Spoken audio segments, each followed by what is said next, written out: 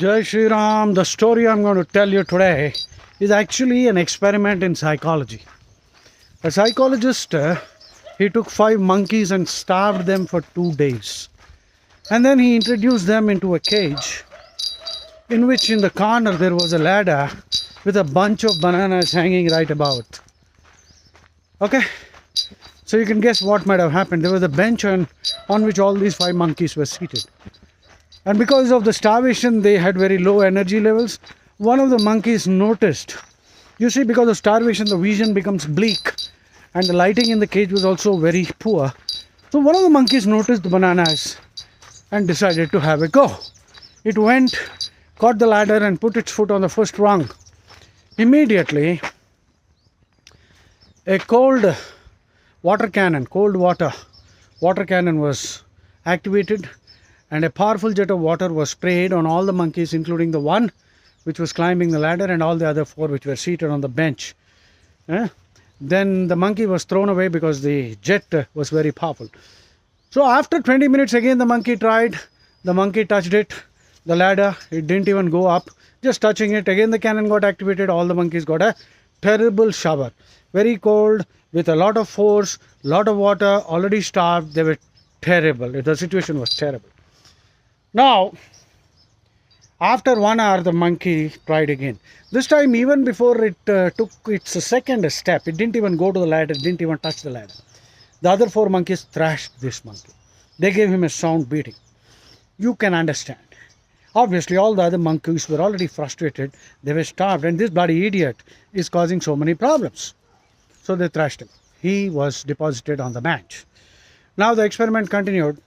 One of the monkeys, which thrashed the first monkey, was removed, and another starved monkey was brought into the cage.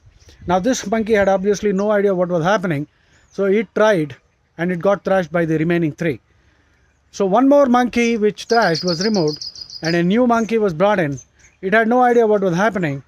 The 2 thrashed and it got thrashed and it was deposited on the bench. One more monkey was removed, that is the one monkey that thrashed the others, and another new monkey, starved monkey, was brought in. And now the first monkey which got thrashed joined the gang. And they all thrashed the new monkey. Eventually, all monkeys in the cage got thrashed. And the first monkey was removed. The first monkey knew why it was thrashed. It was removed. Now all the 5 monkeys in the cage were waiting for another monkey to come so that they can thrash him. You see? None of the monkeys in the cage had no idea why they were getting thrashed, but they were ready to thrash. And these monkeys were released in an open area with no food and a ladder and a bananas, but they never took the bananas. This is how customs get formed. This is how the customs get formed. You see, these monkeys were let out into the forest without any food, and at a particular spot there was a big ladder with a bunch of bananas hanging on top. Eventually more monkeys were added into the group, and it looked like the monkeys developed a culture, a custom. The bigger monkeys seemed to be educating the younger monkeys that you should never, even if you die, it doesn't matter, but never eat bananas which are put on top of a ladder. Some obviously small monkey must have asked, why? They would have retorted, listen, that's in our holy book. How dare you ask such blasphemous questions? So this is how the monkey society developed a custom.